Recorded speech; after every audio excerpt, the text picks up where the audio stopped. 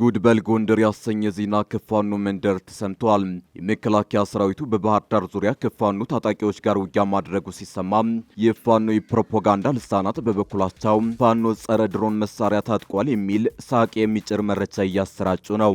ይህን በፋኖ ደጋፊዎች በኩል የተሰራጨውን ዜና ተከትሎ አንድ ዓለም አቀፍ የመረጃ አጣሪ ቡድን ፋኖ ጸረ ድሮን መሳሪያ ታጥቋል ወይ ሲል እውነተኛውን መረጃ ይፋ አድርጎታል።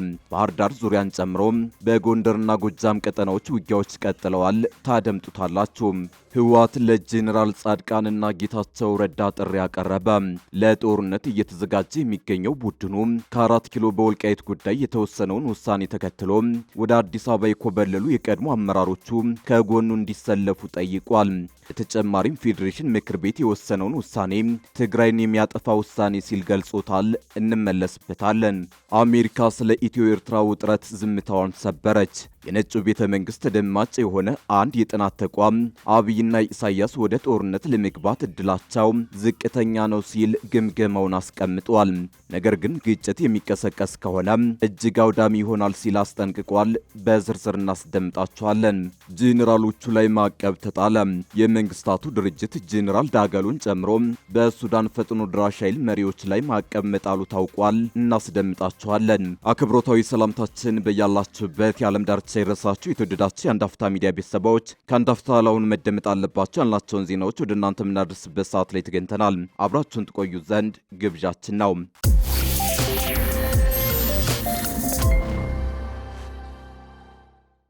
ህወሓት በወልቃይት ጉዳይ በተላለፈው ውሳኔ ተቃውሞ ያሰሙና ቀደም ሲል ከርተው ወደ አዲስ አበባ ኮብልለዋል ያላቸው አመራሮች እንዲመለሱ ጥሪ ያቀረበ።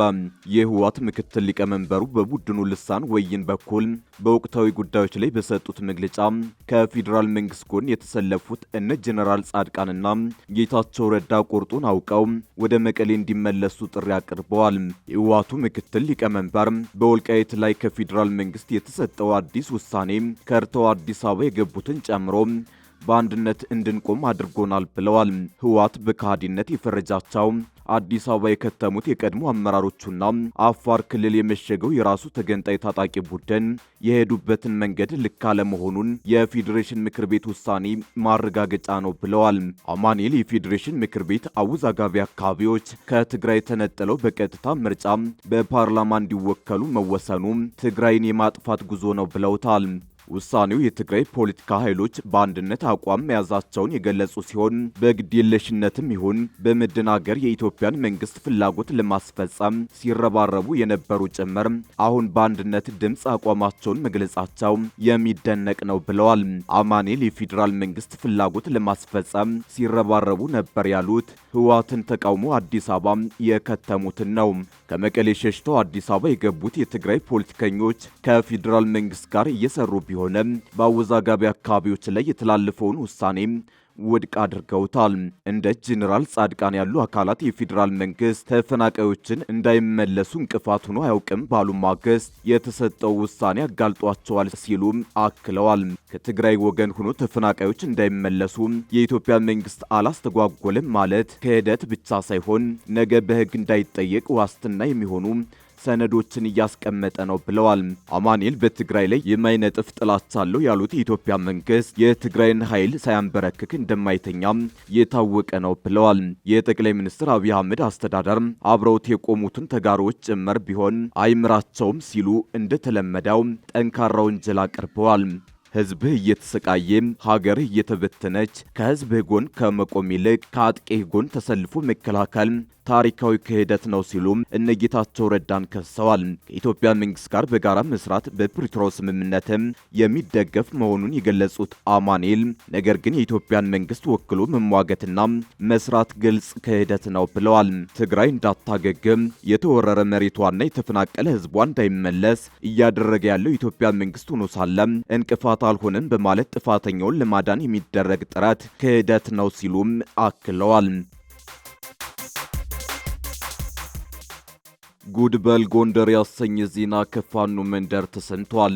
መከላከያ ሰራዊቱ በባህር ዳር ዙሪያ ከፋኖ ታጣቂዎች ጋር ውጊያ ማድረጉ ሲሰማ የፋኖ የፕሮፓጋንዳ ልሳናት በበኩላቸው ፋኖ ጸረ ድሮን መሳሪያ ታጥቋል የሚል ሳቅ የሚጭር መረጃ እያሰራጩ ነው።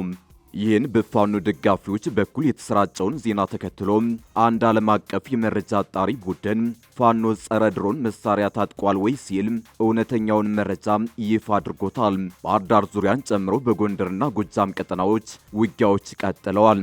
ከሰሞኑ በስፋት ሲሰራጩ ከነበሩ መረጃዎች መካከል የአማራ ፋኖ ተዋጊዎች ጸረ ድሮን መሳሪያ ታጥቀዋል የሚለው መረጃ ይገኝበታል። ይህ መረጃ በተለይም በፋኖ የትግል ሚዲያዎች ላይ በስፋት ሲናፈስ ሰንብቷል። በዚህ ጉዳይ ላይ መሰረቱን ምስራቅ አፍሪካ አድርጎ የሚሰራው ፒሳ ቼክ የተሰኘ የመረጃ አጣሪ ቡድን ስለተሰራጨው መረጃ እውነት ነው ያለውን ጉዳይ አስነብቧል። ፒሳ ቼክ በማህበራዊ ሚዲያ ላይ ከሰሞኑ የፋኖ አማጺዎች ጸረ ድሮን ታጥቀዋል በሚል የተሰራጨው ምስል እውነት ያልሆነና ሐሰተኛ ነው ብሎታል። የመረጃ አጣሪው እንዳለው አንዲት ወታደራዊ ሬጅመንት የለበሰች ሴት ጸረ ድሮን ይዛ የሚታየው ምስል በአማራ ክልል የተነሳ ሳይሆን በፈረንጆቹ ዲሴምበር 2020 አንዲት የአሜሪካ ወታደር የተሰኘችው ምስል እንደሆነ አረጋግጫለሁ ብሏል።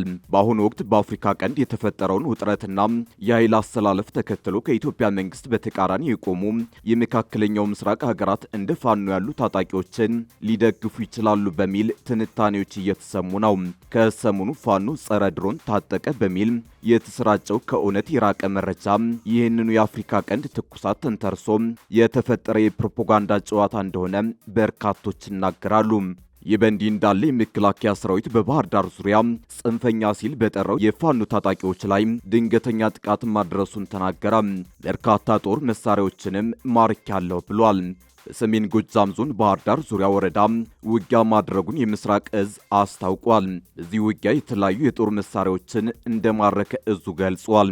የምስራቅ እዝ አንድ ሬጅመንት አደረኩት ባለው ስምሬት ጠላት ሲል በጠራው ቡድን ላይ ሰብአዊና ቁሳዊ ኪሳራ ማድረስ ችያለሁ ሲል መግለጫ አሰራጭቷል። በዚሁ አካባቢ በተደረገው ፈጣን ኦፕሬሽን 2 መትረየስ ከነተተኳሹ 6 የአርፒጂ ላውንቸር ቅንቡላ ከ29 አቀጣጣይ ሽኝ ባሩድ ጋር 6 ኤኬኤም ክላሽና 2 የቃጣ መሳሪያ ተማርኳል ብሏል ሰራዊቱ። በዚህ ኦፕሬሽን ወታደራዊ ሳይንስንና ጥበብን ተጠቅሜያለሁ ያለው እዙም ጽንፈኛ ባለው ቡድን ላይ ድንገተኛ ጥቃት ማድረስ መቻሉን ተናግሯል። መግለጫው አክሎም የህግ ማስከበር እርምጃው ይቀጥላል ብሏል። እንደ ዘበት 3ኛ ዓመቱን የተሻገረው የክልሉ ግጭት አስከፊ ሰብአዊና ቁሳዊ ኪሳራን በማህበረሰቡ ዘንድ እያስከተለ ይገኛል። በኢትዮጵያና ኤርትራ መካከል ያለው ውዝግብ በከፍተኛ ደረጃ የተካረረ ቢሆንም ሁኔታው ወደ ሙሉ ጦርነት የማምራት እድሉ ጠባብ እንደሆነ የአሜሪካው የጥናት ተቋም ሮበርት ላንሲንግ ኢንስቲትዩት አስታወቀ። ይህ የጥናት ተቋም በትናንትናው ዕለት ይፋ ባደረገው ትንተና ሆኖም ጦርነት ዝግ እንዳልሆነ አስታውቋል። መቀመጫውን በአሜሪካ ያደረገው የጥናት ተቋሙ ሁኔታዎች ወደ ሙሉ ጦርነት ከተሸጋገሩ በአፍሪካ ላይ ልዩ ጥቅም ያላቸው የመካከለኛው ምስራቅ ሀገራት እንዲሁም ቻይና፣ አሜሪካና የአውሮፓ ህብረት በዲፕሎማሲና በሎጂስቲክ ጣልቃ ሊገቡ እንደሚችሉ ይህም አካባቢውን የጂኦፖለቲካ ግጭት ማዕከል ሊያደርገው እንደሚችል አስጠንቅቋል። የሮበርት ላንሲንግ ኢንስቲትዩት በትናንትናው ዕለት ባወጣው ትንተና የሁለቱ ሀገራት ውዝግብ ከ60 ዓመታት በፊት እንደ አውሮፓውያን አቆጣጠር ከ1960 መጀመሩን በነጻነት ወቅት ድንበር በአግባቡ ባለመከለሉና የ1990 ጦርነት እንዲሁም ከ5 ዓመታት በፊት በኢትዮጵያ መንግስትና በህወሓት መካከል በተደረገው ጦርነት የኤርትራ መንግስት ተሳትፎ ውዝግብ ውስጥ ያላቸውን ሁኔታ ዳስሷል። የሁለቱ ሀገራት ግንኙነት ከጊዜ ወደ ጊዜ እያቆለቆለ መምጣቱንና ውዝግቡ ሰራዊት ወደ ድንበር ማስጠጋት መጀመሩ መጠነ ሰፊ ግጭት ያስከትላል የሚል ስጋት መፈጠሩን በመዘርዘር በቀጣይ ሊሆን ይችላል ያላቸውን 3 አብይ ጉዳዮች ዘርዝሯል። አንደኛው ሁኔታዎች ወደ ግጭት ሳያመሩ ሁለቱ ወገኖች በአፍሪካ ህብረት ወይንም በኢጋድ አማካኝነት ወደ ንግግር ሊያመሩ እንደሚችሉ እዚሁ ላይ የሌሎች ግፊት እንደሚታከልበትም አመላክቷል። የውይይቱ ነጥቦች ሊሆኑ የሚችሉትም ድንበር ማካለልና በመካከላቸው መተማመን መፍጠር፣ የጸጥታ ዋስትና እንዲሁም የኢኮኖሚ ትብብር ማዕቀፎች ላይ ውይይት ሊኖር እንደሚችል አክሏል። ይህንን ተከትሎ ሁለቱ ሀገራት የግንኙነት መስመር ሊፈጥሩ ወይንም የጋራ ኮሚቴ ሊሰይሙ እንደሚችሉ ጥናቱ ይፋ አድርጓል። ኢትዮጵያ ሆነ ኤርትራ ወደ አፍሪካ ህብረትም ሆነ ወደ ኢጋድ የሽምግልና ሂደት የሚያመራቸው ዓለም አቀፍ ግፊት እንዲሁም ቀጠናዊ የሆነ የኢኮኖሚ ማበረታቻዎችና ማለቂያ የሌለው የጸጥታ ስጋት ማለፋቸው እንደሚሆንም አመልክቷል። በሌላ በኩል በድንበር አካባቢ የሚከሰቱ መጠነኛ ግጭቶችና የከባድ መሳሪያ ልውጦች እየታዩ ወደ ሙሉ ጦርነት ሳያመራ የሚቀጥልበት ሁኔታ ሊኖር እንደሚችልም በትንታኔው ላይ አስፍሯል። ጄኔራሎቹ ላይ ማዕቀብ ተጣለ። የመንግስታቱ ድርጅት ጄኔራል ዳገሎን ጨምሮ በሱዳን ፈጥኖ ደራሽ ኃይል መሪዎች ላይ ማዕቀብ መጣሉ ታውቋል። የመንግስታቱ ድርጅት የጸጥታው ምክር ቤት መሐመድ ሐምዳል ዳገሎን ጨምሮ 4 የሱዳን ፈጥኖ ደራሽ መሪዎች ላይ አዲስ ማዕቀብ መጣሉ ተዘግቧል። የመንግስታቱ ድርጅት ማዕቀቡን የጣለው ወታደራዊ መሪዎቹ በኤል ፋሽር በፈጸሙት ወንጀል ነው ተብሏል። የፈጥኖ ደራሽ ኃይሉ ኤል ፋሽርን የተቆጣጠረው በጥቅምት ወር ሲሆን በከተማዋ የተፈጸመው ለ3 ዓመት ያህል በተካሄደው የሱዳን እርስ በርስ ጦርነት ውስጥ ከታየው ሁሉ አስከፊ ነበር ተብሏል። ባለፈው ሳምንት የተባበሩት መንግስታት እውነት አፈላላጊ ቡድን በከተማው የተፈጸመው የዘር ማጥፋት እርምጃ ለመካሄዱ አስረጅ ነው ብሏል።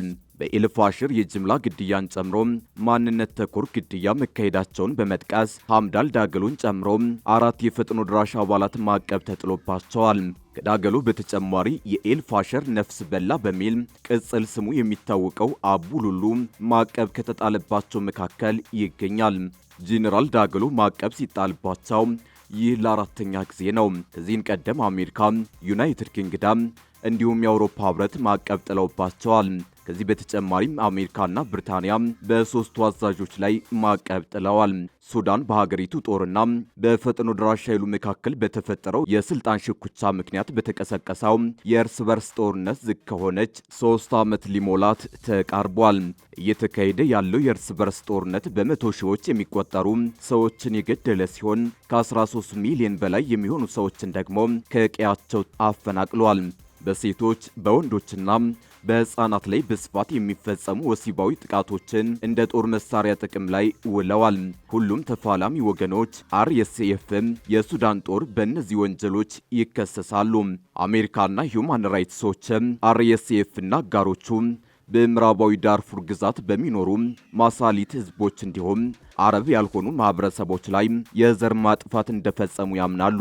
ሆኖም በቅርቡ የወጡ የተባበሩት መንግስታት ሪፖርቶች ይህንን በዝርዝር ከመጥቀስ ተቆጥበዋል። ኤልፋሽር በዳርፉር የምትገኝ ቁልፍ ከተማ ስትሆን ለ18 ወራት ያህል በከበባ ውስጥ ትገኛለች። በጦርነቱ አሰቃቂ ታሪኮች ከተሰየሙባት ከተሞችም አንዷ ነች። እንደ የተባበሩት መንግስታት የሰብአዊ መብቶች ቢሮ ከሆነ በአውሮፓውያኑ 2025 መጨረሻ ከ140 በላይ ሰለባዎችና የአይን ምስክሮች እማኝነታቸውን ሰጠውታል።